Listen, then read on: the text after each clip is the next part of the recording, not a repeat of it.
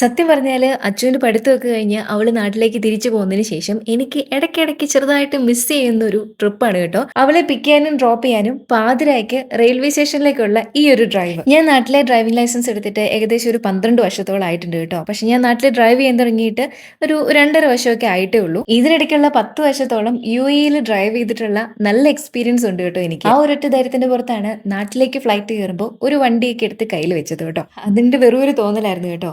ആദ്യത്തെ ട്രൈ തന്നെ ഞാൻ ചാച്ചനോട് പറഞ്ഞു, എനിക്കിവിടെ വണ്ടി ഓടിക്കണ്ട. ഡ്രൈവിംഗ് സീറ്റ് കയറിയിരിക്കുമ്പോൾ തന്നെ ഞാനങ്ങ് വേർക്കും. പിന്നെ കണ്ണിലാകെ മൊത്തം ഒരു പുകയായിരിക്കും. കുറച്ച് നാൾ അങ്ങനെ അങ്ങ് പോയി കേട്ടോ. പിന്നെ പഠിക്കാതെ എങ്ങനെയാ എന്നുള്ളൊരു ചോദ്യം അവിടുന്ന് ഇവിടുന്ന് ഒക്കെ വന്നു കഴിഞ്ഞപ്പോഴത്തേക്കും വീണ്ടും ഒരു ട്രൈ. നമ്മുടെ ഹസ്ബൻഡിന്റെ കൂടെ അല്ലെങ്കിൽ നമ്മുടെ സ്വന്തം ബ്രദേഴ്സിന്റെ ഒക്കെ കൂടെ പോയിട്ട് ഡ്രൈവിംഗ് പഠിക്കാൻ നിൽക്കരുതെന്ന് പലരും ഇങ്ങനെ പറഞ്ഞു കേട്ടിട്ടുണ്ട് പൊതുവെ.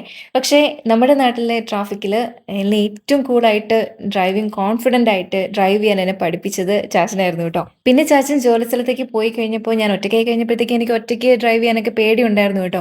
ആവശ്യങ്ങളൊക്കെ നമുക്ക് മാറ്റി വെക്കാം. പക്ഷേ ആവശ്യങ്ങളൊക്കെ അത്യാവശ്യങ്ങളായി മാറി കഴിഞ്ഞപ്പോഴത്തേക്ക് അതൊക്കെ ധൈര്യമൊക്കെ വന്നു തുടങ്ങി. പക്ഷേ പിന്നെയും ഒരു പ്രശ്നം കിടക്കുന്നത് നൈറ്റ് ഡ്രൈവ് ചെയ്യുന്നതും പിന്നെ മഴയത്ത് ഡ്രൈവ് ചെയ്യുന്നതുമായിരുന്നു ഒരു ചലഞ്ചായിട്ട് ഉണ്ടായിരുന്നത് കേട്ടോ. ആ പേടി മാറാതെ കിടന്നിരുന്ന ഒരു റീസൺ വീട്ടിൽ നിന്ന് തന്നെയാണ് കേട്ടോ. സന്ധ്യ ആകുമ്പോൾ വീട്ടിൽ നിന്ന് വണ്ടി എടുത്ത് പോകാൻ സമ്മതിക്കത്തേയില്ല. അതിനവരെ കുറ്റം പറയാനൊന്നും പറ്റത്തില്ല, അവരെ ധിക്കരിക്കാനും പറ്റത്തില്ല. പകരം റിയാലിറ്റി എന്താണെന്ന് പറഞ്ഞ് മനസ്സിലാക്കി കൊടുത്തു കേട്ടോ. അത്യാവശ്യങ്ങൾ നമുക്ക് പകല് മാത്രമല്ലല്ലോ വരുന്നത്.